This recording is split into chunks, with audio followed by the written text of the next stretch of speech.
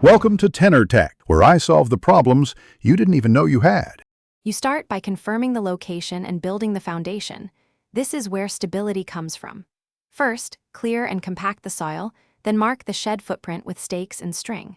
Once square and level, place concrete blocks or treated timber sleepers at plan load points. Make sure they align with the shed floor joists. While you assemble the base, check level in 2 directions and adjust shims.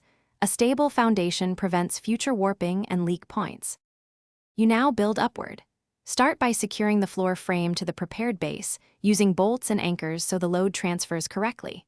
Once the floor is locked, stand wall panels or build framed walls and fasten them to the floor. Keep temporary diagonal braces to hold plumb.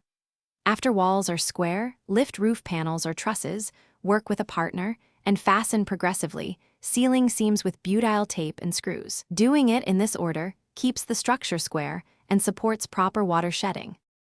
You finish by installing doors, trim, and any guttering. Make sure to caulk exterior seams and roof edges to prevent leaks. Next, anchor the shed firmly with ground anchors or concrete bolts depending on your foundation. This reduces uplift risk in wind. Once complete, inspect for light gaps, adjust door alignment, and apply a protective coating to metal to prevent rust. If panels don't line up, loosen nearby fasteners, realign incrementally. Then red-eye tin. This is the quickest fix for fitment issues.